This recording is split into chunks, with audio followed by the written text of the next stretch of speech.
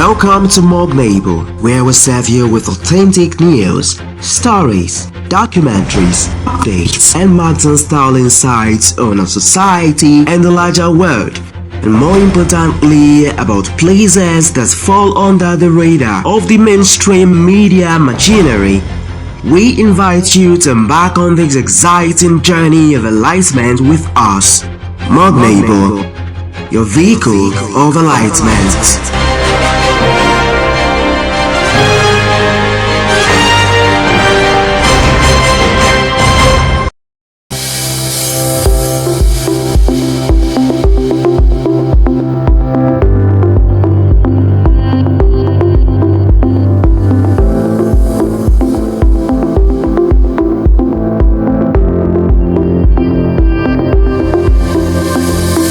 In a development that has captivated the attention of the global community, former Philippines President Rodrigo Duterte, who is 79 years old, was arrested on March 11, 2025 under a warrant issued by the International Criminal Court. The charges against him pertain to crimes against humanity linked to his infamous war on drugs campaign during his presidency from 2016 to 2022. The arrest of former Philippine President Duterte on March 11, 2025 unfolded in a manner that mirrored the tumultuous nature of his administration. Arriving at Ninoy Aquino International Airport in Manila from Hong Kong, Duterte was met with an overwhelming police presence, signaling the gravity of the situation. Upon disembarking, Duterte immediately exhibited resistance to the arresting officers. He refused to be fingerprinted, a standard procedure during arrests, and threatened legal action against the officers involved, questioning the legitimacy of their actions. This defiance led to a tense standoff that lasted approximately 12 hours. Supporters and family members, including his daughter, Vice President Sara Duterte, were present, expressing their dissent and labeling the arrest as a violation of Philippine sovereignty. The situation escalated when Duterte reportedly stated, "Kill me," during his confrontation with police at Manila'S Villamor Air Base, emphasizing his unwillingness to submit to arrest. Despite his resistance, he was eventually escorted under heavy guard to The Hague, Netherlands, to face charges related to his controversial war on drugs campaign. Duterte's legal team argued that his rights were violated during the arrest and questioned the jurisdiction of the International Criminal Court over a former head of state. The arrest has sparked widespread reactions. Human rights groups hailed it as a significant step toward justice, while supporters and political allies, including Vice President Sara Duterte, criticized it as an affront to national sovereignty. The chaotic nature of Duterte's arrest not only highlights his contentious leadership style, but also underscores the complex interplay between national sovereignty, international law, and human rights. As the legal proceedings unfold, the Philippines stands at a crossroads, facing critical questions about accountability, justice, and its position on global stage. The charges and their inspections are elaborated as the arrest of former Philippine president has spotlighted serious allegations regarding his administration's war on drugs. The International Criminal Court charged him with crimes against humanity, accusing him of orchestrating death squads responsible for the extrajudicial killings of thousands during his tenure as both mayor of Davao City and as president. If convicted, Duterte faces potential life imprisonment. As mayor of Davao City, Duterte is accused of establishing and arming the DDS, a group allegedly responsible for numerous killings, targeting alleged drug dealers, petty criminals, and street children. Witnesses, including self-confessed former members, have testified about the group's operations and Duterte's involvement. During his presidency, Duterte purportedly oversaw a nationwide anti-drug campaign characterized by widespread extrajudicial killings. The Philippine government's President reported approximately 6,252 deaths resulting from the campaign. However, human rights organizations and the ICC suggest that the actual number may be higher, with estimates ranging from 12,000 to 30,000.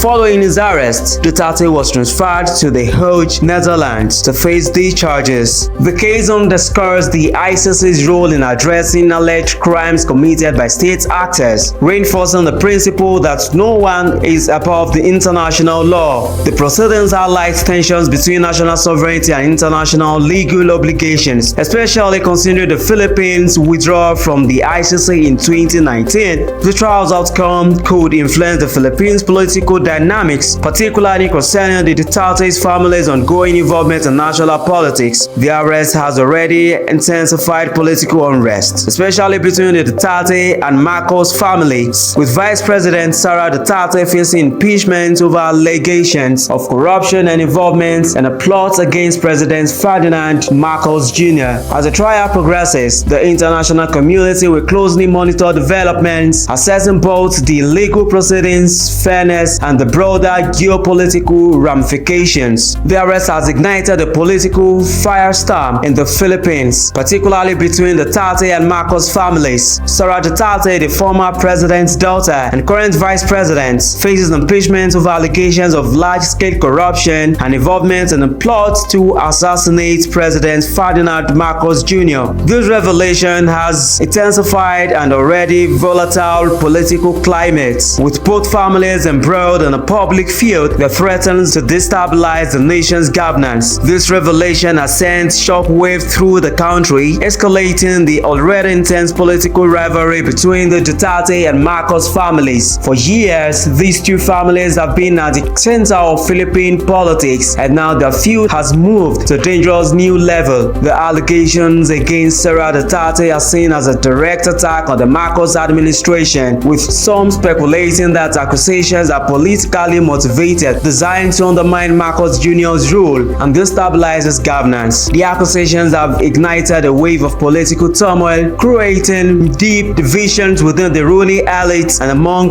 the public. Supporters of both families are locked in an increasingly bitter public feud, with each side accusing the other of treachery and corruption. The tension has spread to the broader political landscape, where debates over the fairness of the impeachment process, the legitimacy of the allegations, and the potential fallout for the country's future are playing out in both the media and in public opinion. This political crisis has threatened to destabilize the Philippines' already fragile governance. The prospect of an impeachment trial and the public infighting between such influential political families raises serious concerns about the country's political stability. While the Duterte and Marcos families have long been titans of Filipino politics, their confrontation now casts a shadow over the nation's democratic institutions and the future of its governance. If the conflict escalates further, it could deepen the rift between various factions within the government, exacerbate corruption scandals, and erode the trust of the Filipino people in their leaders. The situation remains fluid, with both families seemingly poised for an even more intense battle for control of the political future of the Philippines. The International Criminal Court's decision to prosecute former Philippine President Rodrigo Duterte marks a significant and bold step towards international justice, particularly given the court's often criticized history of slow trials, limited convictions, and challenges in enforcing its rulings. Duterte, whose controversial war on drugs led to widespread accusations of extrajudicial killings, is now facing charges that could set a powerful precedent for international accountability. This move by the ICC has been hailed by human rights groups and advocates of international law, who view it as a necessary step to hold leaders accountable for abuses of power and violations of human rights. However, the prosecution of Duterte also raises important questions about the ICC's jurisdiction and its role in global political landscape. Some critics argue that the ICC's capacity to enforce its decisions is severely limited to political considerations, especially when dealing with powerful nations or leaders with significant global influence. The ICC relies on member states to arrest and surrender suspects, but many countries countries, including influential powers, have been either uncooperative or outright defiant of the court's rulings. For instance, both Russia President Vladimir Putin and Israeli Prime Minister Benjamin Netanyahu are facing outstanding warrants from the ICC, highlighting the complex and often contentious relationship between the court and world leaders. The cases of Putin and Netanyahu illustrate the challenges the ICC faces in enforcing international law. Both leaders have been accused of serious offenses, with Putin facing charges related to the invasion of Ukraine and the alleged war crimes committed during the conflict, while Netanyahu has been accused of corruption. Yet, despite these charges, both leaders continue to maintain their positions of power, and the likelihood of their arrest remains slim due to their country's refusal to cooperate with the ICC. This underscores the limitations of international justice when it comes to powerful and non-compliant states. As the ICC pursues prosecutions of high-profile leaders, its credibility and authority will continue to be tested. The Duterte case, while important in the broader context of justice for human rights violations, could also strain global diplomatic relations, especially with countries that are either hesitant or opposed to the ICC's interventions. The court's ability to act temporarily, impartially, and effectively, particularly when dealing with leaders who are either deeply entrenched in power or supported by powerful allies, will be a key factor in determining whether it can fulfill its mandate on upholding international law and delivering justice on the global stage. As Duterte's trial looms, the eyes of the world are trained on The Hague, where the International Criminal Court is set to play a pivotal role in shaping the future of international justice. The trial presents an opportunity for the ICC to demonstrate its commitment to upholding human rights and holding powerful leaders accountable for abuses of power. However, whether the court's actions will restore faith in international justice or deepen skepticism remains uncertain. The unfolding events in The Hague, coupled with the intense political climates in Manila, are likely to have far-reaching consequences not only for the Philippines but also for the broader international community's approach to accountability. For the ICC, this trial could either reinforce its legitimacy as a beacon of justice or expose the limits of its influence and capacity to act as confronting entrenched political power. If the court is able to proceed with the trial and secure a conviction, it may help bolster its reputation as an impartial institution that can hold even the most influential figures accountable. However, any perceived failure to act decisively or the inability to enforce its rulings could undermine public trust in the court's effectiveness and its ability to enforce international law. In the Philippines, Duterte's trial is likely to fuel an already charged political atmosphere. His supporters, many of whom view the charges as politically motivated, are likely to rally behind him, framing the ICC's actions as a foreign interference in the country's sovereignty. On the other hand, human rights advocates and those critical of Duterte's administration will closely watch the trial, hoping it signals a commitment to justice and the protection of fundamental rights. The trial could deepen the divisions within the Philippines, with the public becoming more polarized over issues of national sovereignty, justice, and the legacy for Duterte's rule.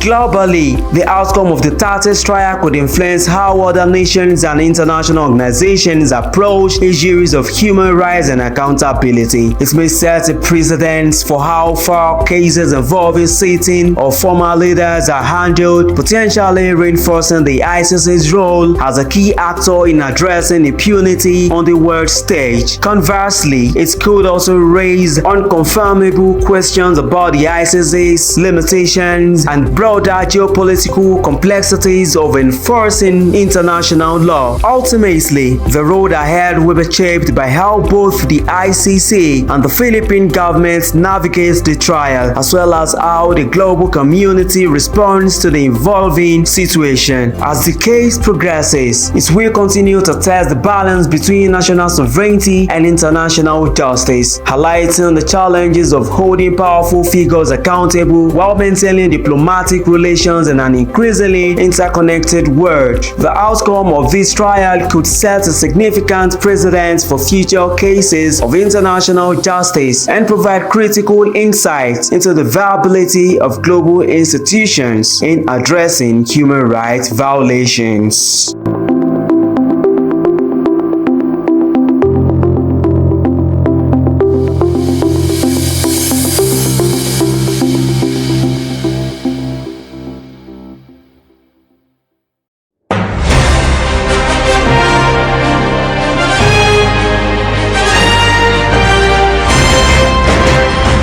Thanks for watching us today and for joining us on our journey of enlightenment.